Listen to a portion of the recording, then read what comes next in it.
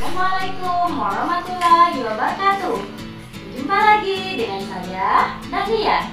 Baiklah, pada kesempatan kali ini saya akan memaparkan tentang interaksi makhluk hidup dengan lingkungan. Cekidot. Sebelum mengetahui pengertian lingkungan, terlebih dahulu kita mengamati gambar berikut. Perhatikan gambar. Nah, apa saja yang terdapat pada gambar?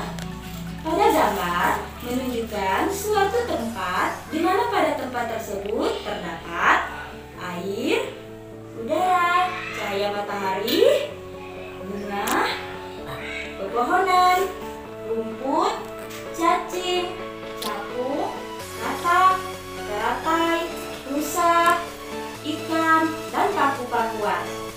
Berdasarkan pengamatan kita, maka kita bisa mengelompokkan berbagai benda menjadi dua kelompok. Yang pertama, kelompok benda tak hidup yang kita masukkan ke dalam komponen abiotik. Contohnya, air, udara, dan cahaya matahari. Kelompok yang kedua adalah kelompok makhluk hidup yang kita masukkan ke dalam komponen biotik. Contohnya tadi ada capung, ada katak, ada teratai, ada rusa, dan lain sebagainya.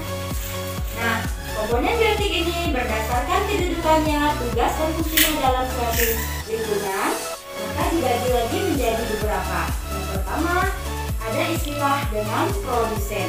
Artinya makhluk hidup yang bisa membuat makanan sendiri yang menggunakan cahaya matahari melalui proses fotosintesis. Contohnya, tumbuhan, paku-pakuan, dan rumput.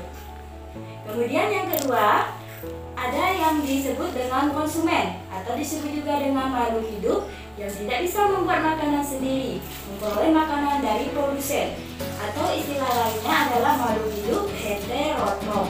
Contohnya tadi bisa mendapatkan makanan dari rumput, kemudian capung mendapatkan makanan dari bunga. Nah, selanjutnya yang ketiga adalah pengurai atau dekomposer. Jika organisme yang telah mati, maka dia akan diuraikan oleh makhluk hidup yang bertugas sebagai pengurai. Contohnya itu cacing yang akan menguraikan makhluk hidup yang telah mati, kemudian bakteri, jamur, serangga, dan lain sebagainya. Nah, segala sesuatu yang berada di luar suatu individu, baik dia bersifat biotik maupun bersifat abiotik, yang akan mempengaruhi kehidupan suatu individu ini kita namakan dengan lingkungan. Selanjutnya, kita akan membahas satuan makhluk hidup dalam lingkungan. Perhatikan gambar.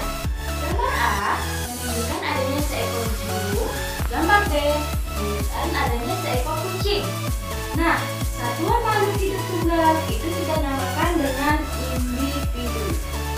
Namun, individu ini di dalam suatu lingkungan dia tidak bisa hidup sendiri. Biasanya dia hidup bergerombol maupun berkelompok. Contoh, serumpun bambu, sekelompok semut, kumpulan individu yang sejenis yang menempati suatu daerah tertentu pada waktu tertentu kita sebut dengan populasi. Perhatikan gambar. Pada gambar ada populasi monyet dan populasi tumbuhan yang hidup pada suatu daerah tertentu. Kumpulan berbagai populasi yang hidup pada suatu waktu dan terdapat pada tempat tertentu yang saling berinteraksi dan saling mempengaruhi satu sama lainnya kita sebut dengan komunitas. Perhatikan gambar kolam berikut. Pada kolam terdapat berbagai jenis ikan, air, tumbuhan teratai, batu, cahaya matahari, udara yang semuanya saling berinteraksi. Hubungan timbal balik antara makhluk hidup dengan lingkungan kita sebut dengan ekosistem. Kumpulan dari berbagai ekosistem akan membentuk satu kesatuan yang terdapat di permukaan bumi yang kita sebut dengan biosfer. Selanjutnya, interaksi antar komponen ekosistem. Yang pertama, interaksi antar komponen abiotik dengan komponen biotik. Contohnya, cahaya matahari mempengaruhi kehidupan tumbuhan, di mana tumbuhan memerlukan cahaya matahari untuk proses fotosintesis. Yang kedua, interaksi antar komponen biotik dengan komponen abiotik. Contohnya, keberadaan cacing tanah akan mempengaruhi kesuburan tanah. ketiga, interaksi antara komponen biotik dengan komponen biotik. Di sini ada beberapa jenis. Yang pertama, ada yang dinamakan dengan simbiosis mutualisme. Contohnya, hubungan antara kupu-kupu dan bunga. Kupu-kupu mendapatkan madu dari bunga, sedangkan bunga mendapatkan keuntungan berupa proses penyerbukannya dibantu oleh kupu-kupu. Nah, hubungan timbal balik yang saling menguntungkan ini kita namakan dengan simbiosis mutualisme. Yang selanjutnya, hubungan antara bunga anggrek dan pohon. Bunga anggrek mendapatkan cahaya matahari dengan menempelnya di atas pohon, sedangkan pohon tidak merasa dirugikan. Hubungan semacam ini kita namakan dengan simbiosis komensalisme. Kemudian, ada hubungan antara nyamuk dan manusia. Nyamuk mendapatkan darah manusia dan manusia darahnya terhisap oleh nyamuk. Hubungan seperti ini dinamakan dengan parasitisme, di mana manusia dirugikan sedangkan nyamuk merasa diuntungkan. Selanjutnya, ada hubungan antara kucing dan ayam yang berada di suatu tempat. Mereka tidak saling mempengaruhi.